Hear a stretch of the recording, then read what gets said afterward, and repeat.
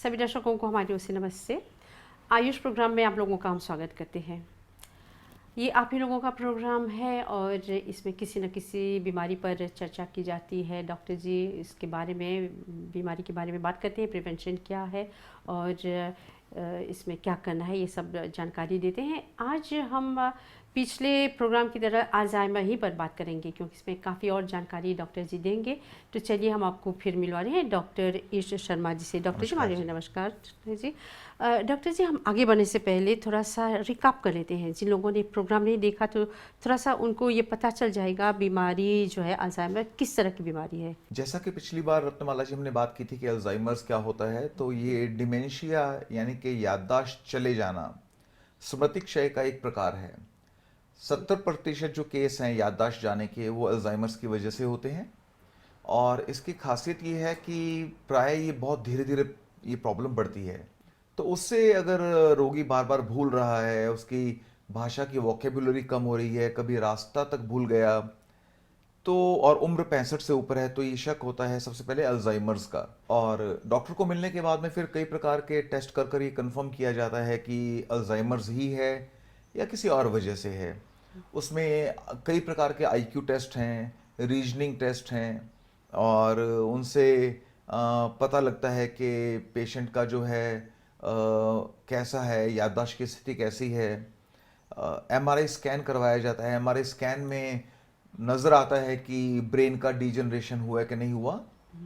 और ब्रेन का जो टेम्पोरल लोब एरिया है और हिप्पोकैम्पल एरिया है, ये दो एरियाज ऐसे हैं जो कि मेमोरी को स्टोर करते हैं ज़्यादातर। जो टेम्पोरल एरिया है वो रीसेंट मेमोरी को ओल्ड मेमोरी में कन्वर्ट करता है। तो रीसेंट मेमोरी लॉस होना इसमें बहुत ही कॉमनली पाया जाता है। जो नई बातें हैं, आजकल की बातें हैं, वो पेशेंट प्राय तौर पर भूलने लग जाता है। ओल्ड मेमोरी कंपैरेटिवली इंटैक्ट रहती है स्टार्टिंग में। पुराना हो जाने पर रोग, जब रोग बहुत बढ़ जाता है तो पुरानी मेमोरी भी, बिहेवियर और हर प्रकार से जो है कॉम्प्रोमाइज्ड हो जाता है पेशेंट और सभी प्रकार की मेंटल फैकल्टीज़ में जो है वो पतन देखा जाता है और डे टू डे लिविंग भी मुश्किल हो जाती है। ये एक ऐसी विशेष बीमारी है जिसमें कि नर्सिंग केयर की बहुत ज़्यादा आवश्यकता है। इवन के डॉक्टर से भी ज़्यादा इसमें नर्सेज का महत्व रहता है। नर्सिंग केयर की आवश्यकता तो हर प्रकार की व्याधि में पड़ती है, चाहे कोई भी बीमारी हो, लेकिन इसमें जो पेशेंट है वो 24 आवर्स नर्सिंग स्टाफ पर निर्भर हो जाता है। और क्योंकि याददाश्त भूलने की वजह से वो अपने जो है दैनिक क्रियाकलाप अच्छे से कर नहीं पाता, उसको हर काम के लिए असिस्टेंस चाहिए होता है और स्पेशलिस्ट असिस्टेंट चाहिए होता है। इसलिए हमने पिछली बार बताया था कि कई बार जो है घर के मेंबर्स को अपने बुजुर्गों को ऐसा ओल्ड एज होम में, नर्सिंग केयर होम में छोड़ना पड़ता है ना चाहते हुए भी। ज़रूरी नहीं है कि वो खुद केयर नहीं कर सकते, वो केयरलेस हैं, माँ बाप का ध्यान नहीं रखते इसलिए छोड़ दिया, ऐसा नहीं है। ओल्ड एज होम में आने वाला हर बुजुर्ग है वो अपने बच्चों द्वारा उपेक्षित हो, ऐसा आवश्यक नहीं है। क्योंकि स्पेशलिस्ट नर्सेज केयर की ये सुविधा घर पर उपलब्ध नहीं हो सकती, इसलिए उनको मजबूरी में माँ बाप को, ऐसे बुजुर्गों को, दादा दादी को कभी कभी ओल्ड एज होम में छोड़ना पड़ता है। नर्सेज का रोल बहुत ज़्यादा बढ़ जाता है क्योंकि पेशेंट ने दवाई कब ली, खाना खाया कि नहीं खाया, उसने शॉवर वगैरह लिया, कपड़े चेंज किए, वो हर चीज़ भूल जाता है। तो उसके लिए कदम कदम पर नर्सिंग स्टाफ की हेल्प चाहिए होती है।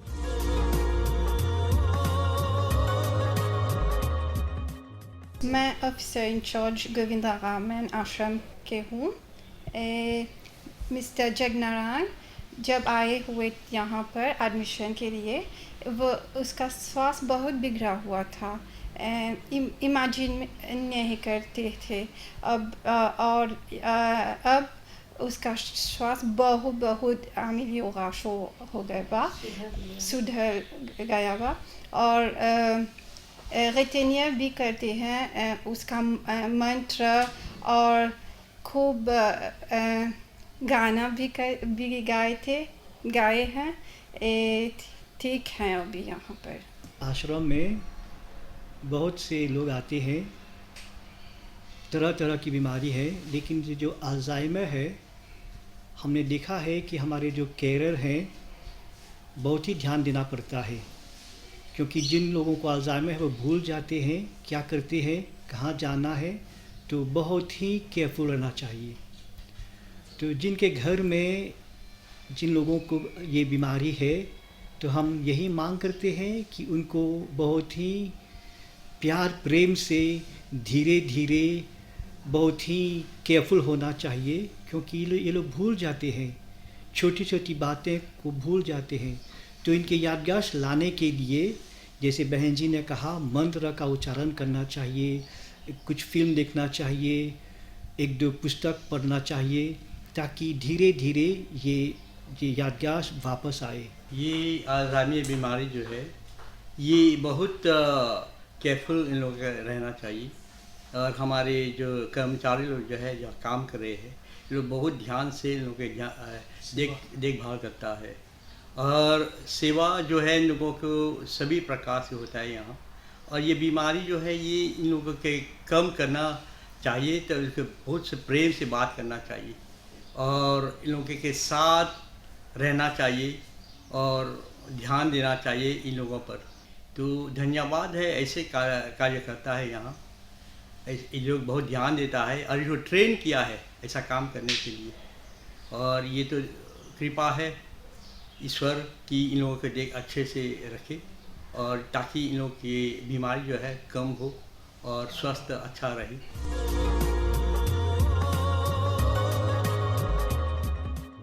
इसमें एक बहुत इंपॉर्टेंट जो हमने बात लास्ट टाइम की थी कि पेशेंट को न्यू एक्टिविटीज में इन्वॉल्व करना चाहिए, जी।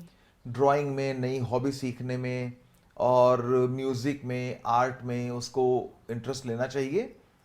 और पेशेंट जो है कभी कभी हीन भावना से ग्रस्त होकर कि मैं तो, मेरी याददाश्त चली गई तो मैं लोगों से कैसे बात करूंगा, मैं उपहास का पात्र बन जाऊंगा, वो समाज से कटने लग जाता है। वो लोगों से बात नहीं करना चाहता, कहीं जाना नहीं चाहता, किसी को फेस नहीं करना चाहता।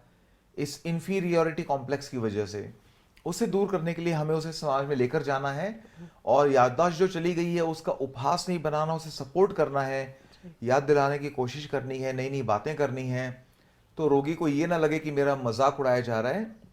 तो सोशलाइजिंग बहुत इंपॉर्टेंट है, रोगी को समाज में रखना, समाज में लेकर जाना, नई चीज़ों के लिए, नए लोगों के साथ में इंटरेक्शन, नई हॉबीज, नई लैंग्वेज, नए रास्ते, नई जगह पर लेकर जाना, उसके लिए प्रेरित करना चाहिए, उसे हतोत्साहित नहीं करना चाहिए, रोगी का मोटिवेशन बनाए रखना चाहिए। प्रिवेंशन की जहाँ पर बात आती है तो ये बीमारी इतने घातक प्रकार की है कि इसका दुनिया में कोई इलाज अवेलेबल नहीं है। तो प्राय बीमारी होने के बाद में कई प्रकार के चिकित्साओं के लाभ बहुत कम हो पाते हैं, नगण्य हो पाते हैं, ना के बराबर हो पाते हैं। तो समय रहते, prevention is the only cure. आपको समय रहते चेत जाना है और समय रहते ही अपना आहार विहार, औषध और पंचकर्म के द्वारा इसका प्रिवेंशन आपको करना है। अगर आपको लगता है कि मुझे थोड़ी होगा, मैं तो स्वस्थ हूं, तो ये सबसे बड़ी गलतफहमी है। कब किस व्यक्ति को ये बीमारी होगी 60-65 साल के बाद में कोई कह नहीं सकता।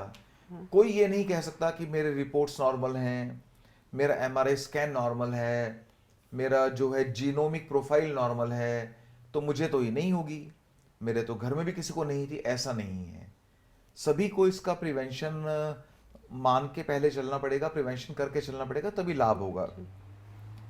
और बड़ी इंटरेस्टिंग बात है कि साउथ ईस्ट एशियन जो कम्युनिटीज़ हैं, जो कल्चर्स हैं, जो कि अपने खान पान में हल्दी का ज़्यादा उपयोग करते हैं, उनके मुकाबले ये क्लिनिकल स्टडी हुई है, जो कल्चर्स खाने पीने में हल्दी यूज़ नहीं करते हैं उनमें 4 गुना अल्जाइमर ज़्यादा पाया गया।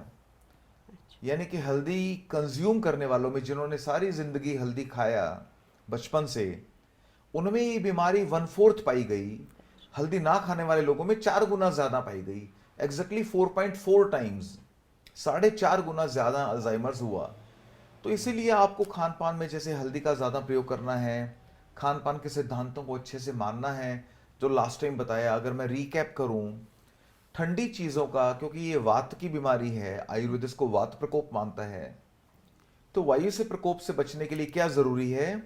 आप ठंडी चीज़ों का सेवन ना करें, फ्रिज के आइटम से बचें, हमेशा गर्म भोजन करें, गर्म पेय पदार्थ लें, जंक फूड ना खाएं।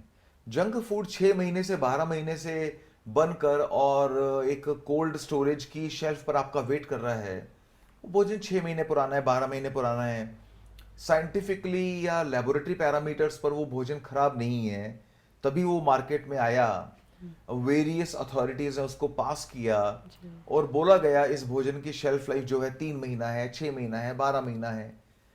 लेकिन जो भोजन जो एक बार रेडीमेड फूड बनकर आपका शेल्फ पर वेट कर रहा है, आयुर्वेद की दृष्टि से उसमें वात का प्रकोप होता है और वात के प्रकोप को किसी माइक्रोस्कोप में देखा नहीं जा सकता, इसलिए हम उधर लापरवाह रहते हैं। तो बासी भोजन नहीं करना, ठंडा भोजन नहीं खाना, बहुत रूखा भोजन नहीं खाना और टाइम पर भोजन खाना है। वात का सबसे बड़ा जो ट्रिगरिंग फैक्टर है वो इरेगुलरिटी। जब आप इरेगुलर हैं, आपका कोई नियम नहीं है, आपकी दिनचर्या नहीं है, आपके भोजन का समय रेगुलर नहीं है, आपकी बॉडी को नहीं पता कितने बजे आप खाना मुंह में डाल देंगे, कभी इतने बजे कभी उतने बजे, आपका सिस्टम रेडी नहीं है, आपका सर्कैडियन क्लॉक को पता नहीं है कि आप भोजन कब करेंगे, नींद कब लेंगे, एक्सरसाइज कब करेंगे, तो आपका अंदर से सारा सिस्टम अपसेट होने लग जाता है, गड़बड़ होने लग जाता है और वो अंदर से वात का प्रकोप करता है। वात के प्रकोप में ओल्ड एज में अल्जाइमर्स एक सबसे बड़े प्रकार का रोग है। तो प्रिवेंशन के लिए आपको एक नियमित जीवन शैली, वात का शमन करने वाला भोजन, रेगुलर योगा, प्राणायाम, मेडिटेशन, लाफिंग थेरेपी आपको करनी चाहिए, नई चीजें सीखनी चाहिए, नई भाषाएं सीखनी है, नए प्रकार का आर्ट सीखना है, सोशलाइज करना है, समाज में रहना है, समाज के साथ में इंटरेक्शन करना है, कोई हीन भावना को अपने ऊपर हावी नहीं होने देना। ये तो है आहार विहार के बारे में जो लास्ट टाइम हमने बात की थी। जी।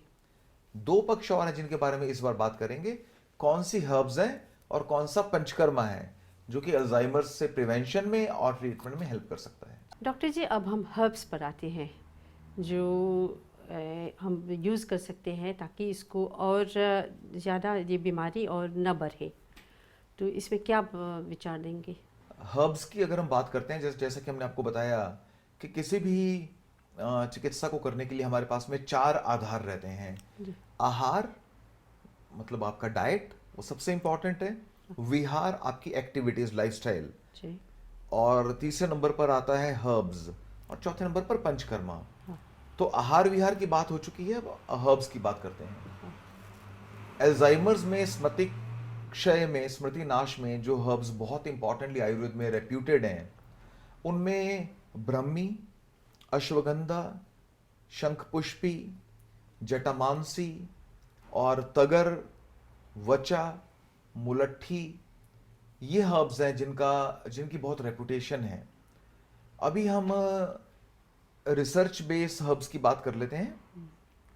जैसा कि हमने नाम लिया शंखपुष्पी का, शंखपुष्पी को तो याददाश्त बढ़ाने वाली हर्ब ही कहा जाता है और भारतवर्ष में स्कूल के बच्चों को इसको काफ़ी दिया जाता है जिनके ऊपर स्टडी का लोड है और जिनको काफ़ी मटेरियल याद करना है और एग्जाम देना है, उनके लिए शंखपुष्पी तो जो है वो सबसे पहले नंबर की औषधि कही गई है। कैसे आप देते हैं उसको, दवाई के रूप में या ऐसे? जी हाँ, प्लांट्स।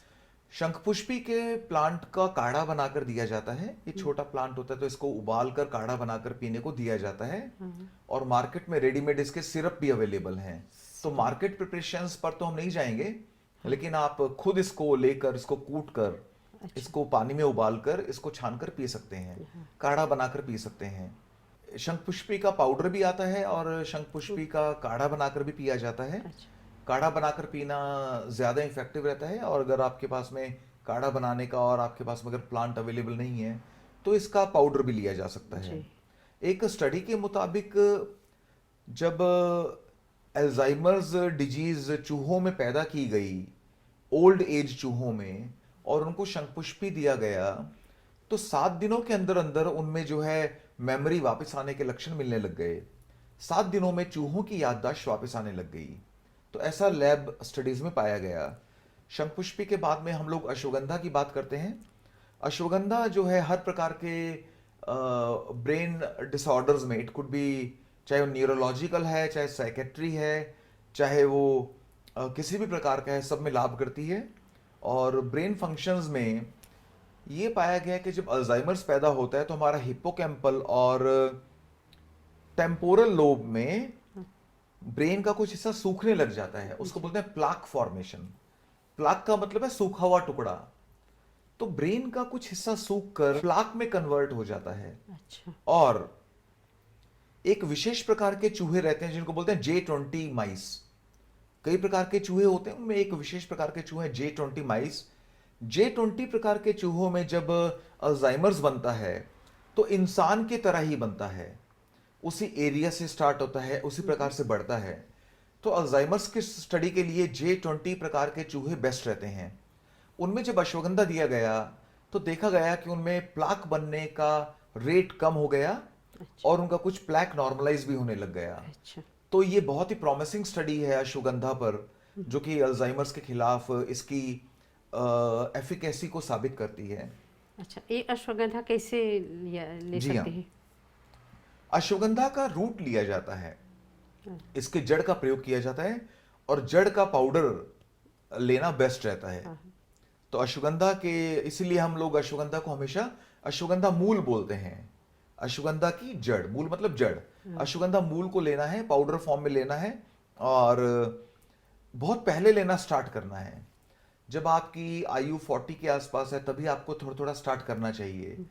जब अल्जाइमर्स हो जाएगा उसके बाद में बहुत सारी दवाइयां काम नहीं कर पाती हैं, ये कम काम करती हैं। जी। तो prevention is surely much better than cure. Ashwagandha का जो आपको पाउडर लेना है वो प्राय आपको 5 ग्राम सुबह, 5 ग्राम शाम को खाना खाने से पहले गर्म पानी के साथ में लेना है। 5 ग्राम का मतलब समझ लें एक छोटा टीस्पून फुल भर के, छोटा टीस्पून फुल, और उसको भरकर लेंगे तो 5 ग्राम हो जाता है। वो 5 ग्राम सुबह, 5 ग्राम शाम को गर्म पानी में। गर्म पानी में ले सकते हैं। व्हाइट कलर का पाउडर आता है और लाइट क्रीम कलर का पाउडर रहेगा, इसको आपको सुबह शाम लेना है। ये अश्वगंधा लेने का तरीका, अश्वगंधा की जड़ को लेने का तरीका है। जी।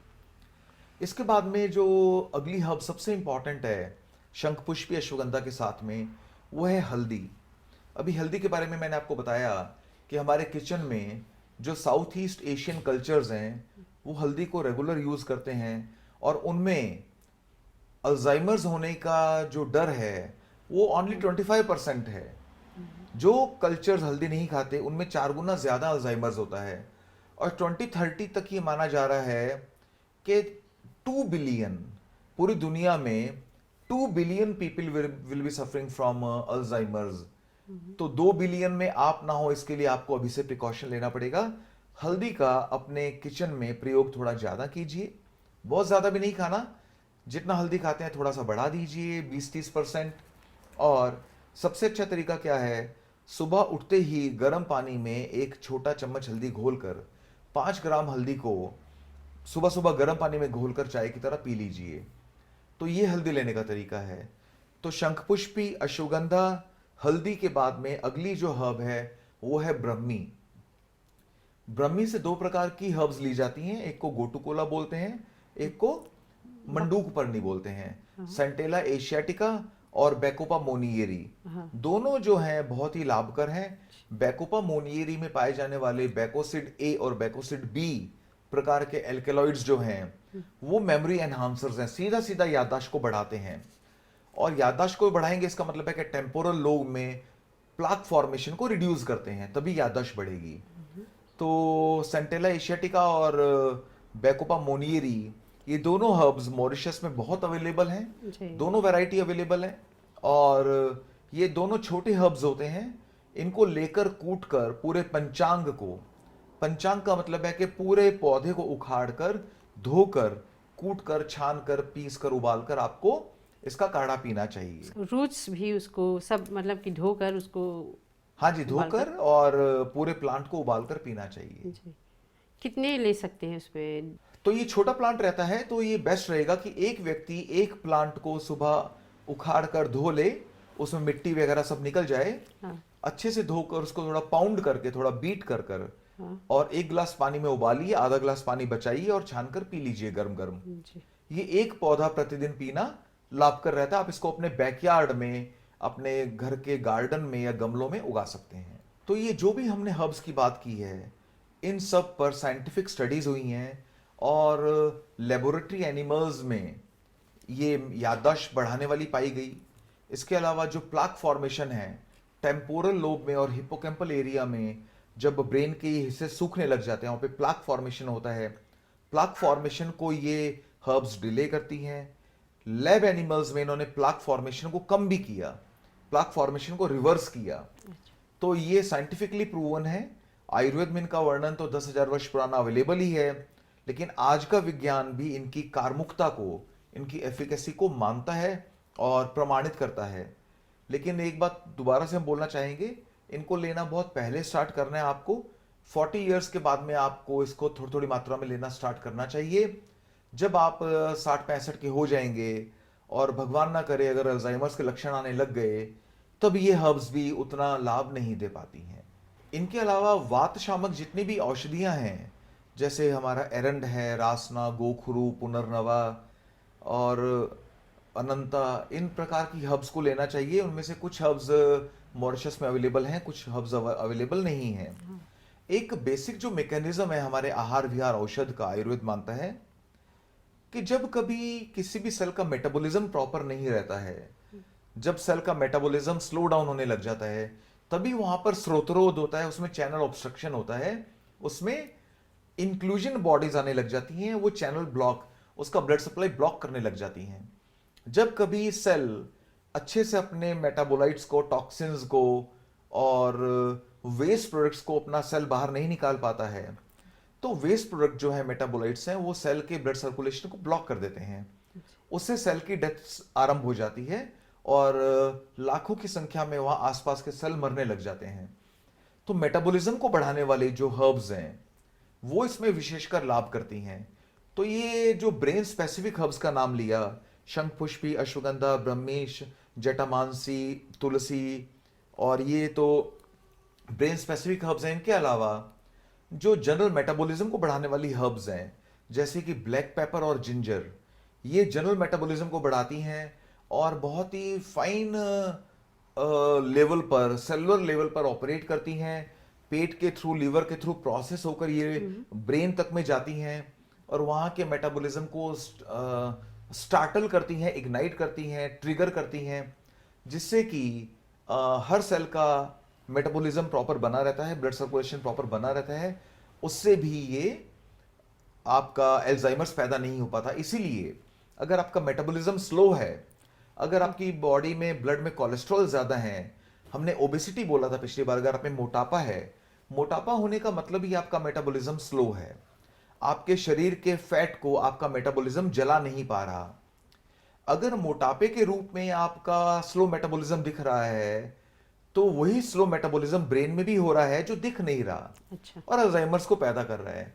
इसलिए वेट कंट्रोल करना, फिजिकल एक्टिविटी ज्यादा करना, कपालभाति प्राणायाम ज्यादा करना, योगासन ज्यादा करना, तो ये आपको करना है ताकि आपके ग्रॉस एंड सटल दोनों स्तर पर आप में एक एक्टिव मेटाबॉलिज्म शो होना चाहिए। डॉक्टर जी, आपने बताया कि शरीर की शोधन के लिए ये पंचकर्मा करना ज़रूरी है और हमारे जो हॉस्पिटल में है, आयुर्वेद सेंटर में, वहाँ पर ये कर सकते हैं। जैसा कि लास्ट टाइम हमने पंचकर्मा की बात की थी, तो पंचकर्मा आयुर्वेद का सबसे पावरफुल टूल है। भोजन के बाद में सबसे पावरफुल टूल पंचकर्मा है। भोजन तो आपका प्रतिदिन का औषध है, प्रतिदिन की दवाई है जो आप दिन में 2-3 बार खाते हैं। तो भोजन में अगर हम लोग सही करेक्शन रखेंगे तो आपको बीमारियां पैदा नहीं होंगी। लेकिन अनफॉर्चुनेटली अगर बीमारी पैदा हो गई है, अल्जाइमर्स हो गई है, या अल्जाइमर से बचना चाहते हैं या किसी भी बीमारी से बचना चाहते हैं, तो आपको प्रिवेंटिव पंचकर्मा और क्यूरेटिव पंचकर्मा लेना चाहिए। पंचकर्म क्या है? जब हम अपना जीवन जीते हैं तो हमारे शरीर पर कई प्रकार के अटैक्स होते हैं। हमारा जेनेटिक मेकअप रहता है, उससे हम कुछ बीमारियों के लिए पहले ही खतरे में रहते हैं। जैसे कि माता पिता को डायबिटीज है तो आपको डायबिटीज हो सकता है, माता पिता को कैंसर है, भाई बहनों को कैंसर है तो आपको भी कैंसर का खतरा बढ़ जाता है। तो कुछ तो हम एक जेनेटिक बैकेज लेकर आते हैं, जेनेटिक रिस्क हमारे साथ में हमेशा रहता है। सेकंड नंबर पर हम कई प्रकार के केमिकल से घिरे रहते हैं। हमारे भोजन में, हमारे आसपास में पॉल्यूशन, केमिकल्स, और हमारा किचन का फूड, जेनेटिकली मॉडिफाइड फूड, ये सब केमिकल मटेरियल्स हमको घेर रहते हैं।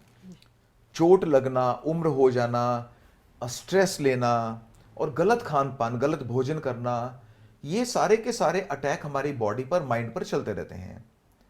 तो ये रेगुलर जब ऑनस्लॉट होते हैं, इनसे दिन प्रतिदिन इंच बाय इंच हमारे शरीर में टॉक्सिन्स का लेवल बढ़ता रहता है। शरीर में विषैले पदार्थ जमा होते रहते हैं, जो कि दुर्भाग्यवश अभी तक कोई ऐसा माइक्रोस्कोप नहीं बना जिसमें वो बहुत पहले नजर आ जाएं। जब वो एक लेवल पर पहुंच जाते हैं तभी वो माइक्रोस्कोप में नजर आते हैं। हम बोलते हैं ओहो आज हमारा कोलेस्ट्रॉल बढ़ गया, आज हमारा शुगर बढ़ गया, आज हमारा ब्लड प्रेशर ज्यादा आ गया। ये एक दिन में नहीं आया। ये मशीनों की लिमिटेशन है कि वो जब तक ब्लड प्रेशर और कोलेस्ट्रॉल और शुगर आपका इतना नहीं बढ़ेगा तब तक वो मशीनें माइक्रोस्कोप देख नहीं पाते। लेकिन वो बढ़ बहुत पहले से धीरे धीरे बढ़ रहा है। लैब में वो बाद में पहुंचता है। तो ये सारे ऑनस्लॉट से बचने के लिए बीमारी होने से पहले और बीमारी होने के बाद में भी हमको इस शरीर का रेगुलर शोधन करना चाहिए, रेगुलर डिटॉक्सिफिकेशन करना चाहिए। डिटॉक्सिफिकेशन का प्रोसीजर है पंचकर्मा, जो कि सिर्फ आयुर्वेद में उपलब्ध है और किसी भी साइंस में, किसी भी मेडिकल साइंस में ये डिटॉक्सिफिकेशन का प्रोटोकॉल अवेलेबल नहीं है। पंचकर्मा में लास्ट टाइम जैसे हमने बात की थी कि हम वमन, विरेचन, वस्ति, नस्य, रक्तमोक्षण 5 प्रकार के डिटॉक्स लेते हैं। ये 5 प्रकार के डिटॉक्स क्या है, इसके लिए हम लोग अलग से विशेष प्रोग्राम रखेंगे। तो मैं सभी से निवेदन करूंगा अपने आयुर्वेदिक डॉक्टर्स को जाके मिले और प्रिवेंटिव पंचकर्मा लेने के बारे में प्लानिंग कीजिए। चाहे आपको बीमारी नहीं है तो भी आपको अवश्य करना है। जब आपको अल्जाइमर्स हो जाएगा, बीमारियां हो जाएंगी, तब भी ये पंचकर्मा करना पड़ेगा। सेम पंचकर्मा बड़े फॉर्म में करना पड़ेगा, लेकिन तब फायदा कम रहेगा। तो डॉक्टर जी बहुत धन्यवाद देते हैं। बहुत कुछ हमने सीखा, ये कैसे क्या करना चाहिए अल्जाइमर न हो प्रिवेंशन के तौर पर, और जब हो जाए उस पर भी आपने चर्चा की क्या करना चाहिए। तो यहाँ पर हम समाप्त कर रहे हैं आज का ये प्रोग्राम जो विशेषकर अल्जाइमर ही पर था। तो बहुत धन्यवाद हमारी ओर से डॉक्टर जी, हमारी ओर से नमस्ते। नमस्कार जी।